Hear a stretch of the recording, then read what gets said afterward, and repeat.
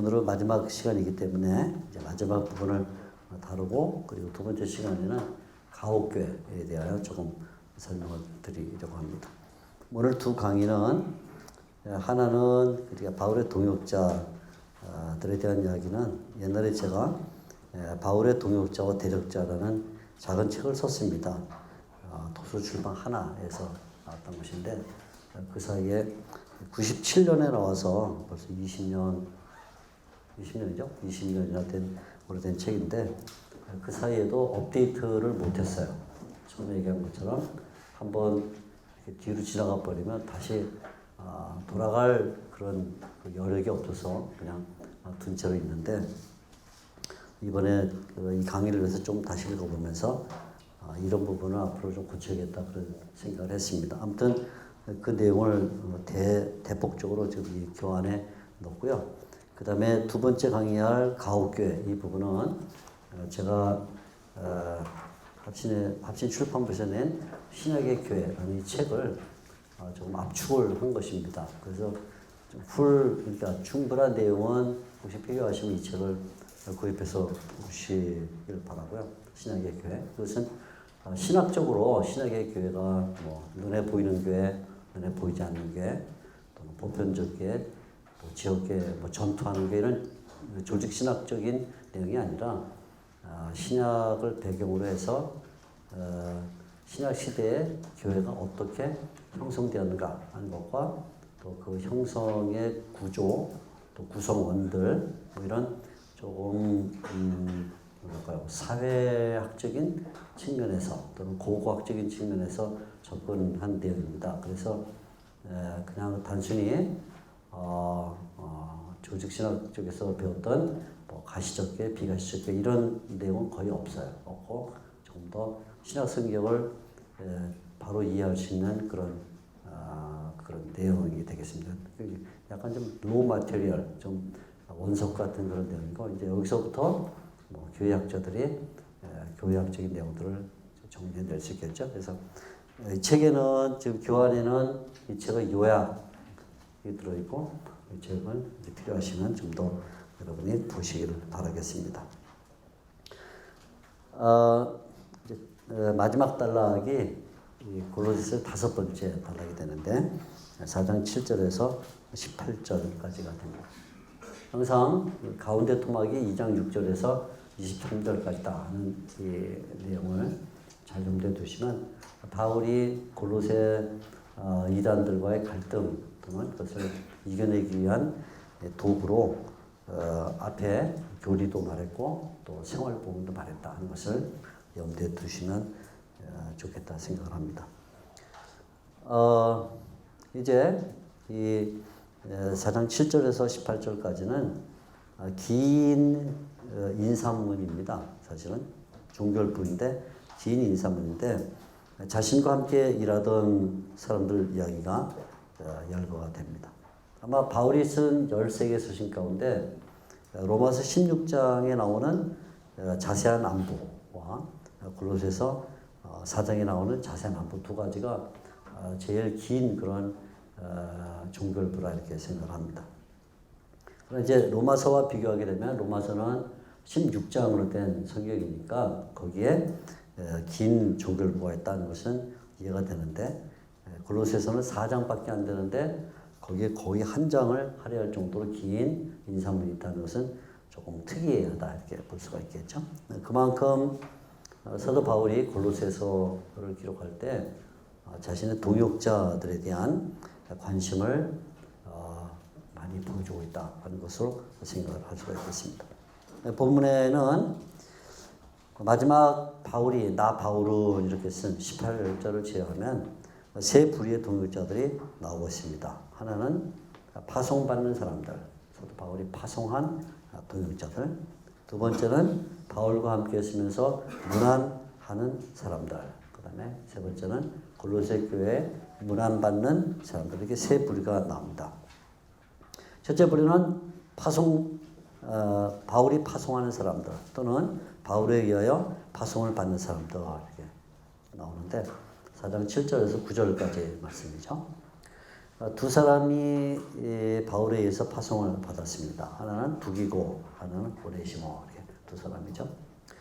두기고에 대하여 7절과 8절 두 절의 설명을 해줍니다. 두기고가 내 사정을 다 너에게 알려주리니 그는 사랑받는 형제요 신실한 일꾼이요 주 안에서 함께 종된 자리라.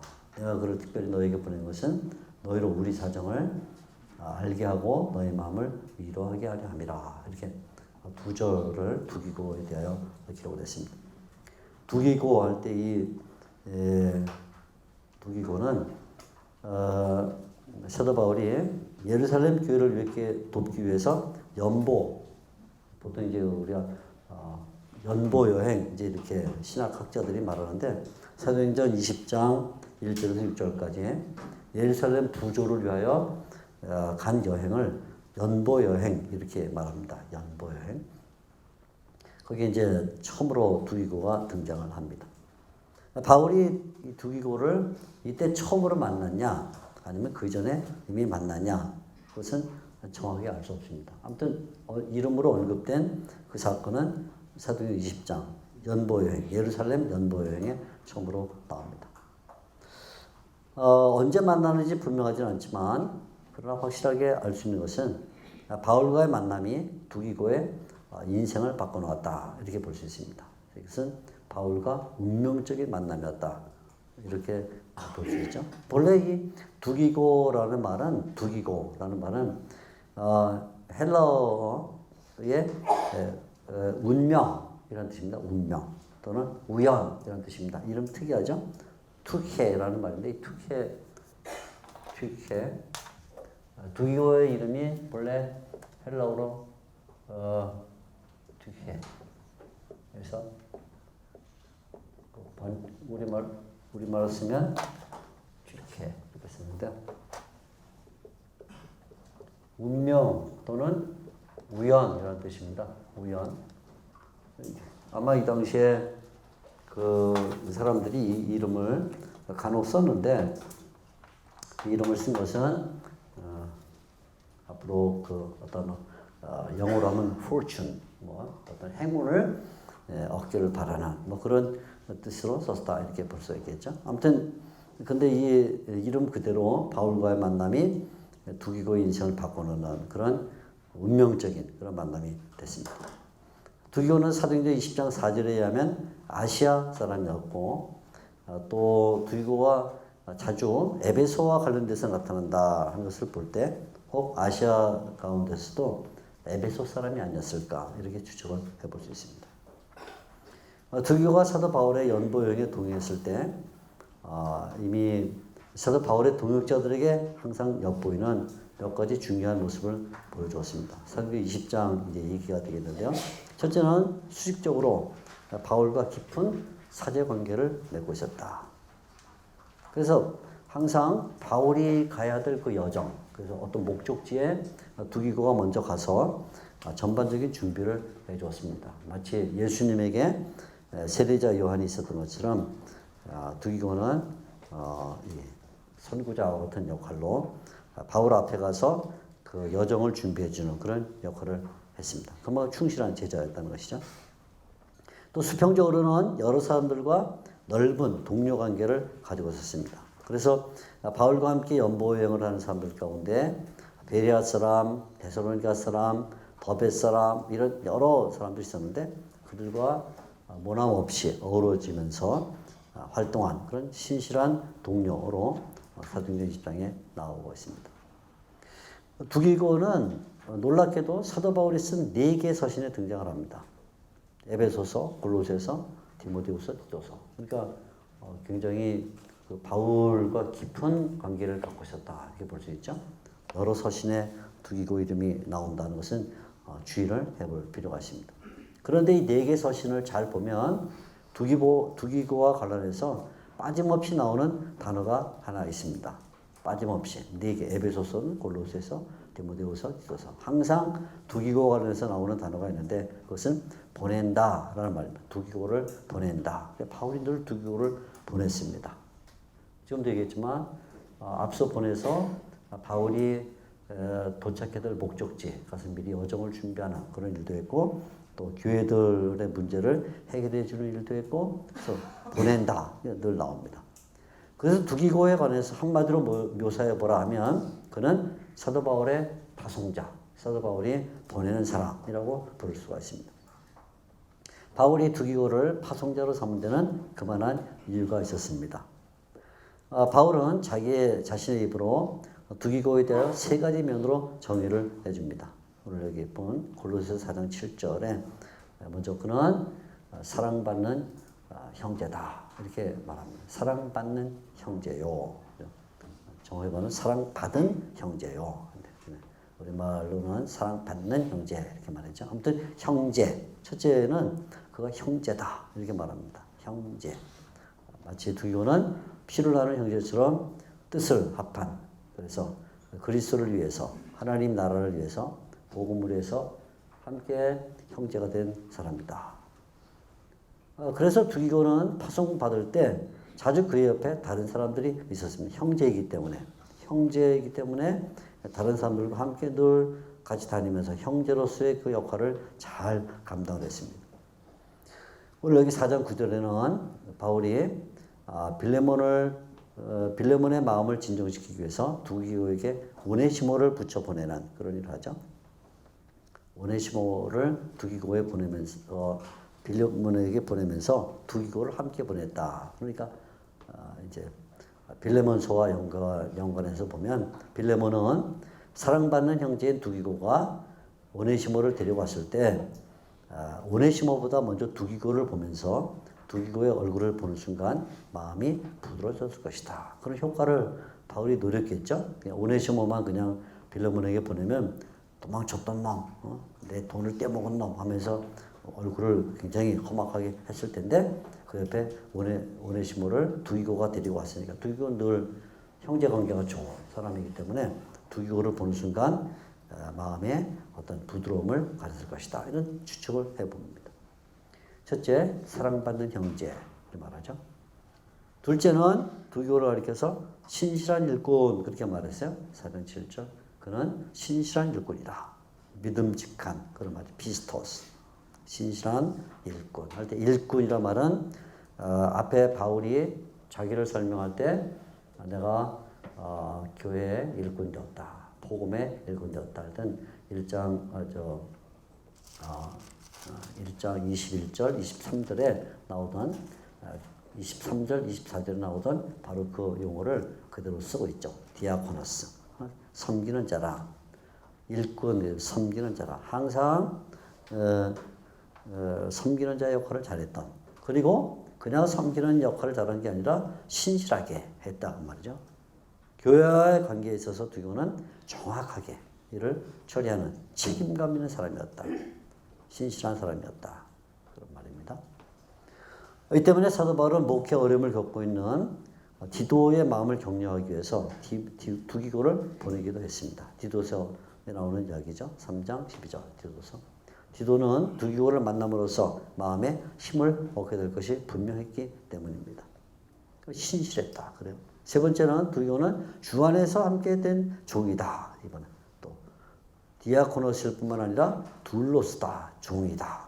주님과의 관계에서는 두기고는 종이었습니다. 종. 정말 주님을 주인으로 섬기는. 그래서 여기 지금 주 안에서 함께 된 종이란 말 속에 두 개 상반된 단어가 들어있어요. 둘로스란 말과 큐리오스 이런 말이죠. 주는 주인이란 말이고 종은 노예란 말인데 한 문장 안에 두 개의 단어가 같이 들어있습니다. 주님 안에서 함께 된 종 이렇게 말하죠. 예수님은 주인이시고 두기고는 그의 종이다. 그래서 바울과 마찬가지로 죽도록 충성하는 그런 사람입니다. 그리고 함께 종됐다라는 말은 바울이 그러하듯이 두기고도 그랬다. 그런 말이죠. 또 다르게 말하면 바울 옆에 있던 여러 동료들이 주님을 섬긴 것처럼 두기고도 그렇게 주님을 섬겼다. 이런 말이 되겠습니다. 이런 함께 된 종이기 때문에 바울이 두기고를 보낼 때 두기고는 거절하지 않고 그 파송을 언제나 받아들이는 그런 일을 했다고 볼 수 있죠. 세 가지입니다. 첫째, 사랑받은 형제. 형제, 두 번째는 일꾼, 디아코노스, 세 번째는 종. 다 지금 조금씩 그 측면이 달라요. 형제하고 말할 때는 교우들과의 관계에서 같은 뜻을 가지고 주님을 섬긴다. 형제. 일꾼하고 말할 때는 자기에게 주어진 그 일을 책임감 있게 맡는 사람이다. 일과 관계에서. 종하고 말할 때는 주님과의 관계에서. 그래서 한 번은 형제들, 동료들과의 관계에서 성도들. 한 번은 사명과의 관계에서 일이죠. 또 한 번은 주님과의 관계에서 세 가지를 표현하면서 각각 다 수식어를 갖고 있다 하는 것이죠. 형제라고 말할 때는 사랑받은 모든 사람의 총애를 받고 또 인정을 받는, 또 일과 관련해서는 충실한, 신실하다 또는 피스토스, 충성스럽게 일을 감당했다. 종이라고 할 때는 예수님을 늘 주님으로 믿고 주님을 섬기는데 힘을 쓴 사람이다. 이렇게 말해주고 있습니다. 오늘날 교회의 일꾼들이 이 정도 세 가지 명칭만 받는다면, 또 세 가지 명칭에 세 가지 수식어만 갖는다면 정말 그만한 좋은 일꾼이 없다. 이렇게 말하겠죠. 세 가지 중에 하나만 있어도 좋을 것 같아요. 두 가지면 더 좋겠고, 세 가지면 더 좋겠고. 아무튼 두기고에 대해 바울이 정말 찬사의 그 용어를 이렇게 써주고 있습니다. 두기가 이런 성품을 가지고 있었기 때문에 사도 바울은 안심하고 그를 여러 곳으로 파송을 했습니다. 여러 곳으로. 아까 말한 대로 에베소, 골로새, 디모데에게도 보내고 디도에게도 보내고 그런 여러 곳으로 파송을 했습니다. 사도 바울이 두기고를 파송할 때는 언제나 중대한 임무를 부여했습니다. 중대한 임무. 빌레몬에게는 오네시모의 문제를 해결해 주게 하여. 굉장히 어려운 문제인데 오네시모를 문제를 해결할 때 두기고를 같이 보냈다. 디도에게는 목회의 힘을 북돋아 주기 위해서 두기고를 파송했다.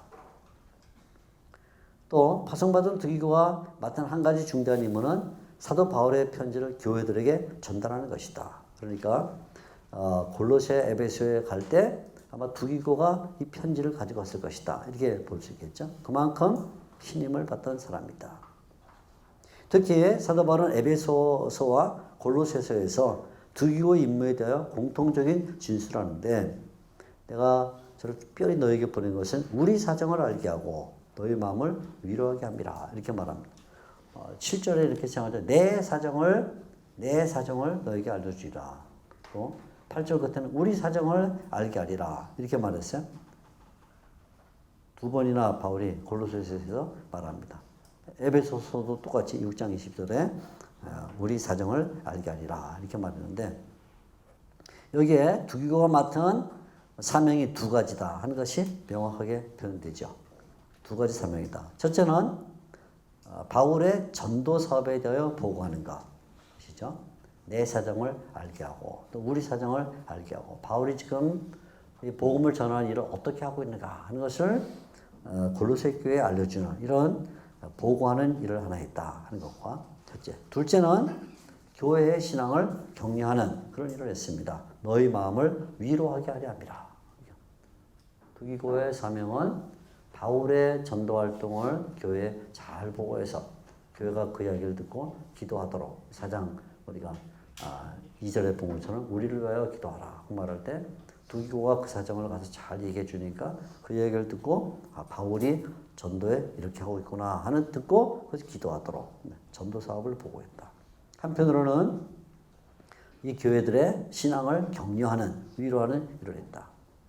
이런 의미에서 두기고는 사도 바울과 여러 교회를 연결시키는 중재자적인 파송자였다. 이렇게 볼 수 있죠. 중재자다. 이렇게 말합니다. 중재자. 예. 자, 우리가 일단 두기고 여기까지 보겠습니다. 두 번째 오네시모 9절. 오네시모에 대한 9절에 이렇게 말하죠. 신실하고 사랑받는 형제 오네시모를 함께 보내노니 그런 너에게서 온 사람이라. 그들이 여기 이를 다 너에게 알려주리라. 이렇게 말했어요. 오네시모는 너에게서 온 사람이라 이렇게 말합니다. 너에게서 온 사람이라. 골로새 사람이라 그 말이죠. 골로새 출신이다. 오네시모는 인생의 급격한 변화를 경험한 사람입니다. 빌레몬서를 보면 오네시모가 어떤 사람이었냐 하는 것이 여러 면에서 나타나는데 그는 본래 빌레몬의 노예였죠. 둘로스 노예였습니다. 지난번 말한 것처럼 당시 노예가 되는 그 길이 세 가지였는데 하나는 전쟁포로, 또 하나는 납치나 뭐 유괴 뭐 이런 것, 또 하나는 경제적인 이유 때문이다. 빚을 갚지 못하면 종이 노예가 되는데 아마 오네시모는 이런 경제적인 이유 때문에 노예가 되었고 또 빌레몬의 집에 왔을 것이다. 이렇게 볼 수 있어요. 빌레몬서 18절에서 19절을 가지고 추측을 해보는 것이죠. 빌레몬이 이 오네시모를 받아들였을 때 여러 가지 일을 시켰는데 오네시모는 빌레몬의 기대에 만족되지 않았던 것처럼 보입니다. 그래서 빌레몬이 오네시모를 볼 때 늘 좀 불만족한 그런 감정을 가졌던 것 같아요. 그래서 빌레몬서 11절에 보면 저가 전에는 네게 무익하였으나 바울이 그렇게 말했습니다. 원래 너에게 무익했다 이렇게 말합니다. 심지어는 손해를 끼치기도 했다. 저가 만일 네게 불의를 행하였다면 빌레몬서 16절. 그러니까 빌레몬이 볼 때 오네시모는 별로 유익하지 않은 사람, 무익할 뿐만 아니라 심지어는 손해를 끼치는 사람 이렇게 보였어요. 이런 오네시모가 노예의 굴레에서 탈출하려다가 체포되었고 감옥에서 사도 바울을 만났습니다. 이것이 오네시모에게 인생을 탈바꿈하는 급격한 계기가 되었습니다. 만일에 오네시모가 감옥에서 마피아를 만났더라면 그럼 더 악해졌겠죠. 근데 바울을 만나는 그런 일이 벌어졌다. 오네시모가 감옥에서 바울을 만난 것은 순전히 하나님의 은혜였다. 이렇게 볼 수 있습니다. 오네시모는 위대한 스승 바울을 만남으로써 새로운 인생을 가질 수 있는 가능성을 얻게 되었습니다. 사실상 많은 경우에 사람은 누구를 만나느냐에 따라서 자기의 인생을 만들어갑니다.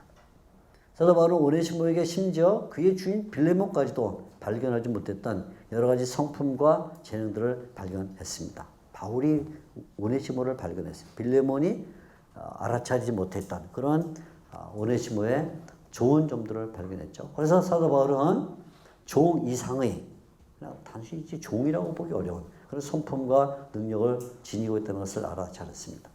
바울이 오네시모를 인정해 주었고 오네시모는 바울에게서 인정을 받았습니다. 그래서 오네시모는 기독교 세계 이솝과 같은 사람이 되었다. 이솝 아시죠? 이솝 우화할 때 이솝 본래는 굉장한 지식이었는데 자기가 속해 있던 나라가 전쟁에서 짐으로 말미암아 승전국의 노예가 되었고 그래서 노예로 와서 이솝은 자기의 주인집의 아이들을 교육하는 이런 어떤 일을 했죠. 그래서 이솝이 일종의 가정교사 같은 노예지만 가정교사 같은 일을 하면서 그 아이들을 가르치기 위해서 우화를 준 게 이제 우리가 보통 말하는 이솝 이야기, 뭐 이솝 우화 이렇게 말하죠. 그러니까 오네시모도 그런 기독교 세계의 이솝과 같은 사람이었다.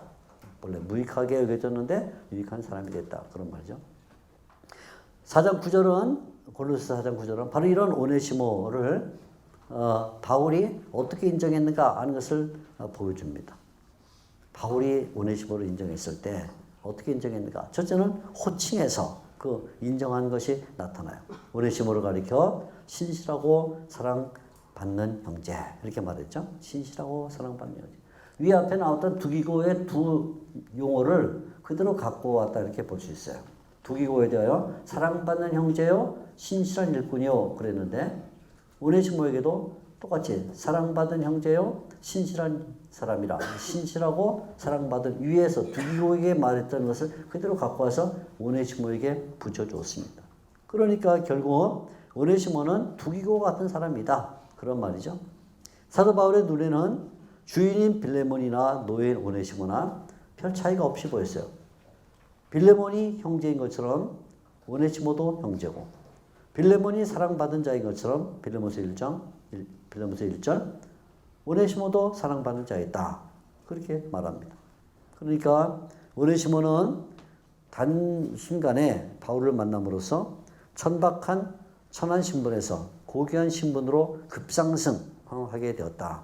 단계를 거쳐서 조금씩 이렇게 성장한 게 아니라 오네시모가 바울을 만남으로써 한순간에 천한 신분에서 귀한 신분으로 상승하는 그런 일이 일어났죠. 중간 단계가 없었다 하는 것입니다.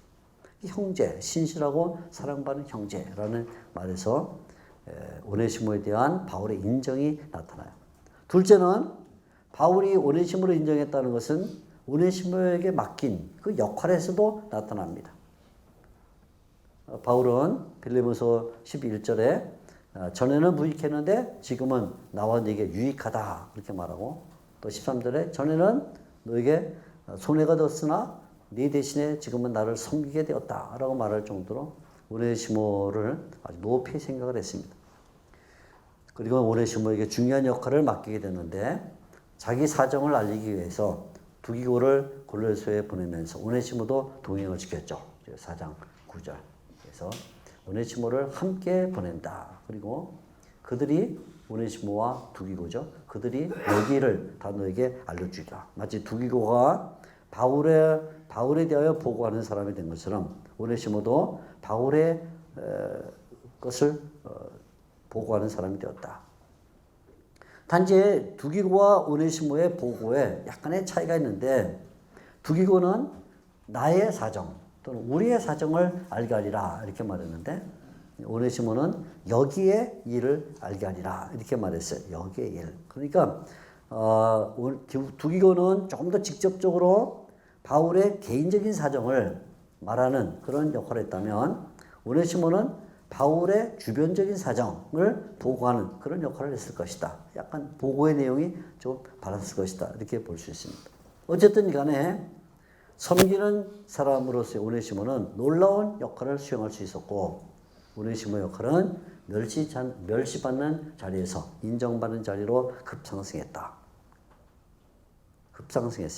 역할. 전에는 아무런 쓸데없던, 또 심지어는 손해를 끼치던 그런 사람이었는데 이제는 유익한 사람이 되었다.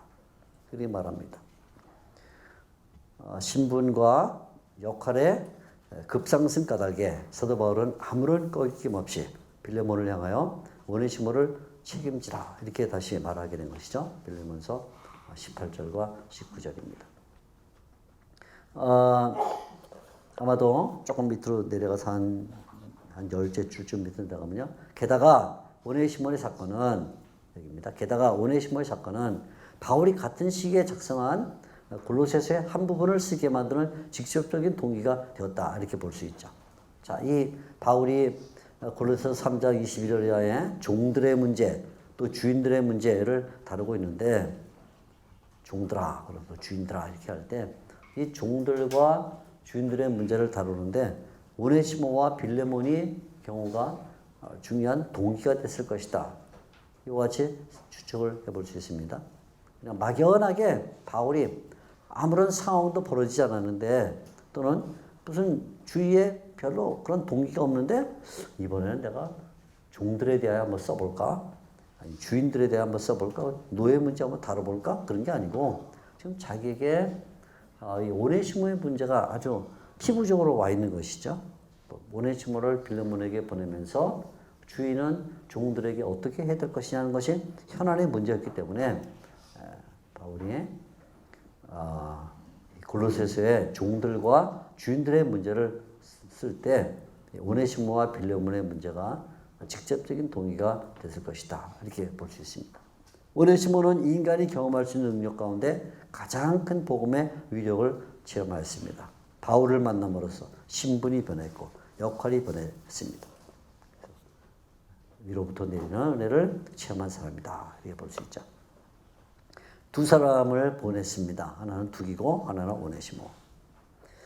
이제 4장 10절부터 14절에는 바울과 함께 있으면서 골로새 교회에 문안하는 사람들의 명단이 쭉 나옵니다. 바울과 함께 있으면서 골로새 교회에 문안하는 사람들, 여러 동역자들의 이름이 나온다 그 말이죠. 바울의 바로 옆에 있던 동역자들, 아리스타고, 또 마가, 유스도라 하는 예수, 에바브라, 누가, 데마, 최소한 이런 사람들이 바울과 함께 옆에 있습니다. 계속 어떤 한 그룹을 이루고 있죠.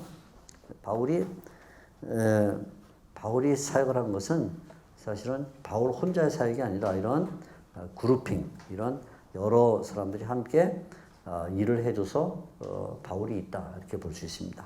바울의 그 위대함은 결국 협력을 잘했다, 또 협동자가 많았다 하는 데 있는 것이죠. 혼자 열심히 일하는 것은 그것도 뭐 훌륭해요. 근데 얼마만큼 다른 사람들하고 함께 잘 일할 수 있냐는 것은 더욱 훌륭하죠. 그래서 이게 바울의 훌륭함은 동역자들이 있었다 하는데 에서 발견합니다. 아리스타고, 마가, 또 유스도라는 예수, 에바브라, 누가, 데마 이런 사람들입니다. 첫째, 아리스타고. 바울은 10절에 아리스타고를 설명하면서 나와 함께 갇힌 아리스타고 그렇게 말했습니다. 아주 간단해요. 아리스타고에 대한 설명이.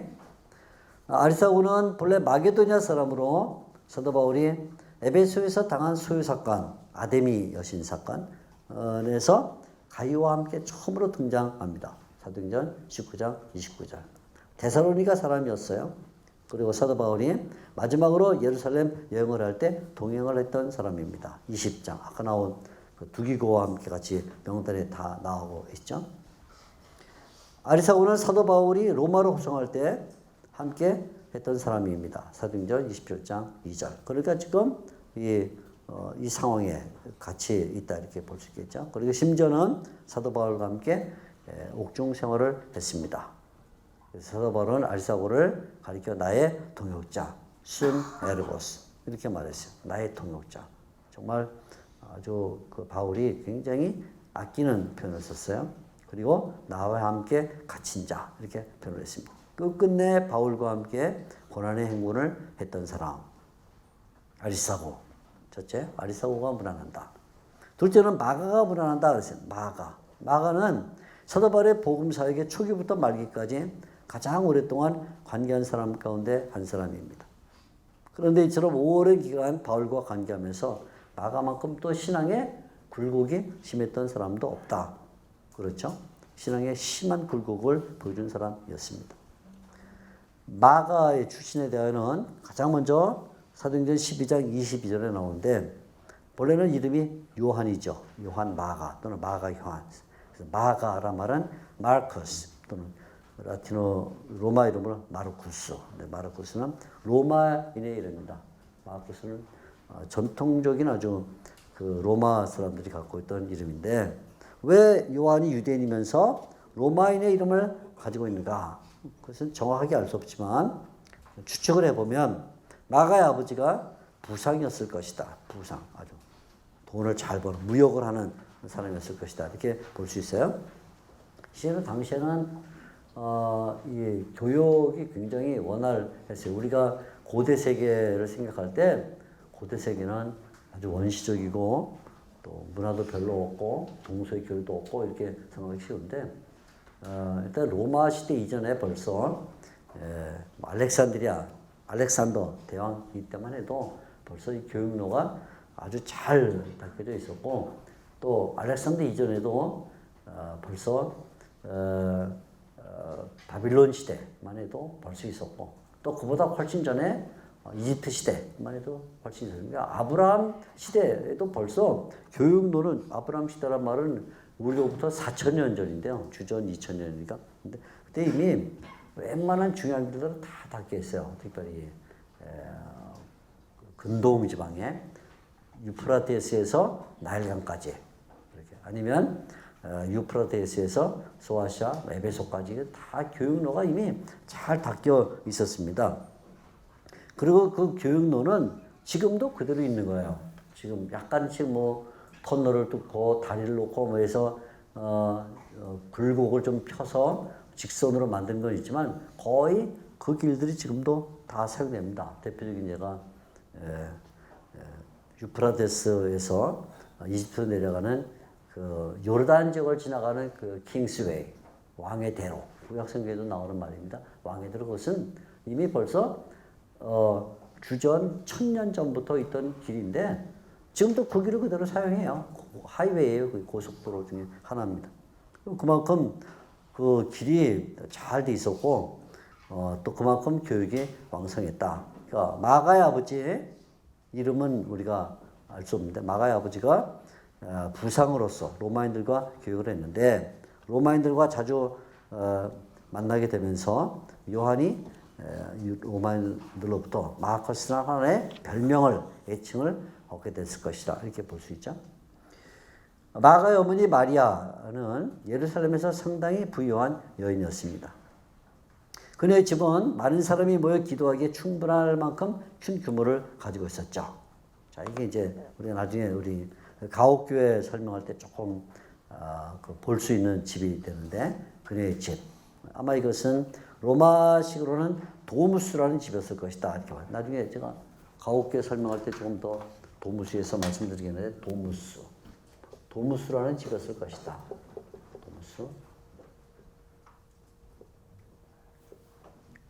도무스라는 형태의 집이었을 것이다. 이렇게 보는데 큰 집이었어요. 마리아의 집은. 이 집은 여러 가지 용도로 사용이 되는데 예수님께서 승천하신 후에 120명의 초대교회 성도들이 모인 장소 나오고 또 예수님께서 부활하셨을 때 제자들과 함께 모였던 장소, 사도일정이었죠. 또 마지막 유월절 때 예수님이 만찬했던 장소 등등 여러 번 나오는데 마리아의 집 이렇게 불러요. 사도행전 12장 12절에는 그러니까 마리아의 집. 그래서 아마 벌써 이때는 마리아의 집이라고 부를 때쯤은 마가의 아버지는 세상에 없었다 이렇게 볼 수 있겠죠. 그렇지 않으면 그 아버지의 이름을 불렀을 텐데 마리아의 집 이렇게 부른 것을 봐서는 마가의 아버지는 이쯤에는 세상에 없었을 것이다 이렇게 보는데 아무튼 마지막에 사도 베드로가 옥에서 나왔을 때 이 집에서 기도회를 했죠. 그래서 베드로를 위해서 기도했다 할 때 마리아의 집에서 기도를 했습니다. 그만큼 마리아는 또 핍박의 시대에도 자기의 집을 기도의 처소로 내줄 정도로 신앙이 좋은 그런 여성이었습니다. 바로 그 아들이 마가였습니다. 마가 요한. 마가는 골로새 4장 10절에 의하면 바나바의 조카였다. 이렇게 말하죠. 바나바의 조카. 그러니까 그러니까 마가의 아버지 또는 어머니가 바나바와 인척 관계에 있었다. 이렇게 볼 수 있죠. 그래서 아버지 쪽에 뭐 형제였던가 아니면 어머니 쪽에 형제였을 것이다. 둘 중에 하나 추정할 수 있습니다. 조카 이렇게 말하니까 친족한지 외족한지는 우리가 알 수가 없어요. 아무튼 조카라 이렇게 말을 해줍니다. 바나바의 생질 그랬어요. 바나바는 마가의 부모의 영향하에 예수님에 대한 신앙에 입문했을 가능성이 높습니다. 그는 자신의 소유를 팔아 교회 헌납하는 헌신적인 열심을 보여주었죠. 그래서 마가는 한편으로는 어머니의 또는 아버지의 순교적인 신앙과 한편으로는 삼촌 바나바의 헌신적인 신앙을 유산으로 받은 사람이었습니다. 그런 그 신앙의 유산이 있던 사람이죠. 마가가 어떤 활동을 했는가?